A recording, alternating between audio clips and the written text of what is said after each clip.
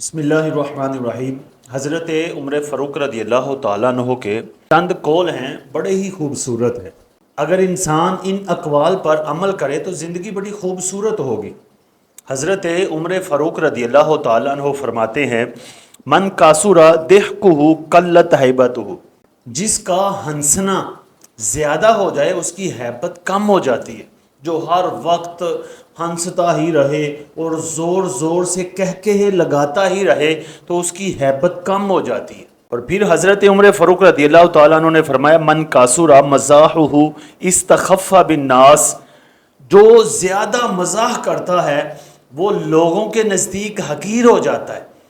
جس کا کام ہی یہ ہو کہ ہر وقت مذاق ہی مذاق ہو تو وہ سمجھو لوگوں کے نزدیک ایک مسخرہ بن جاتا ہے۔ اور پھر حضرت عمر فاروق رضی اللہ تعالیٰ عنہ نے فرمایا، من استخف بالناس استخف بہ، کہ جو لوگوں کے نزدیک حقیر بن جائے وہ اپنے نزدیک بھی حقیر بن جاتا ہے۔ کہ انسان کو جو لوگ گھٹیا سمجھتے ہیں تو انسان سمجھتا ہے یار میں ہے ہی، لگتا ہے ایسا ہے تو ایسا ہی بن جاتا ہے۔ لہٰذا ان چیزوں سے بچنا چاہیے تاکہ انسان کی زندگی اچھی بنے۔ پھر حضرت عمر فاروق رضی اللہ تعالیٰ عنہ نے فرمایا، من اکثر فی الشیء عرف بہ، جو کام بندہ اکثر کرتا ہے اسی میں مشہور ہو جاتا ہے۔ اس کے اندر ایک بڑی پیاری بات ہے کہ انسان کو زیادہ سے زیادہ اچھے کام کرنے چاہیے تاکہ وہ اچھے کاموں میں مشہور ہو جائے۔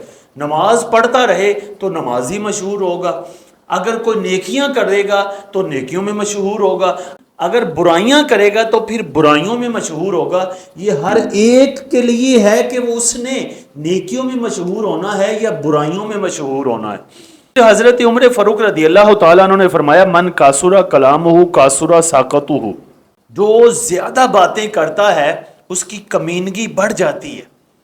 کہ جو باتیں ہی کرتا رہے، بولتا ہی رہے اس کی کمینگی بڑھ جاتی ہے۔ اور پھر فرمایا، من کاسورا ساقطہ قل حیاہ، جس کی کمینگی بڑھ جاتی ہے اس کا حیا کم ہو جاتا ہے، اس کی حیا چلی جاتی ہے، وہ بے حیا بن جاتا ہے۔ پھر اس نے بولنا ہی ہوتا ہے، بکواس ہی کرنی ہوتی ہے، اسے نہیں پتا ہوتا کہ میں نے کس کے بارے میں کیا کہنا ہے اور کیا بولنا ہے، میرے بولنے کا مقام بھی ہے یا نہیں ہے۔ اور پھر فرمایا، من قل حیاہ قل ورعہ، جس کی حیا کم ہو گئی اس کی پرہیزگاری کم ہو گئی۔ سمجھو کہ اگر اس نے حیا گوا لی تو پرہیزگاری گوا لی۔ اور پھر فرمایا، من قل ورعہ مات قلبہ، جس کی پرہیزگاری ختم ہو گئی، جس کی پرہیزگاری کم ہو گئی، اس کا دل مر گیا، اس کا دل مردہ ہو جائے گا۔ یعنی یہ ساری چیزیں ایک ترتیب کے ساتھ ہے۔ مومن کا دل زندہ ہوتا ہے اور دل کو زندہ رکھنا ضروری ہوتا ہے۔ اگر انسان اپنے دل کو مردہ کر لے تو پھر انسان اور جانور میں کوئی فرق نہیں ہوتا۔ اگر انسان کا دل ہی مردہ ہو گیا تو سمجھو پھر وہ انسان نہیں رہا۔ انسان اگر انسان ہے تو پھر وہ اپنے دل کے ساتھ ہے۔ تو دل کو زندہ رکھنے کے لیے انسان کو پرہیزگاری اختیار کرنی پڑے گی، اور پرہیزگاری کے لیے انسان کو باحیا ہونا پڑے گا، اور باحیا کے لیے ضروری ہے کہ وہ کمینہ نہ ہو، اور کمینے کے لیے اگر انسان کمینگی سے بچنا چاہتا ہے تو پھر کم بولا کرے۔ اللہ تعالی ہمیں ان باتوں پر عمل کرنے کی توفیق عطا فرمائے۔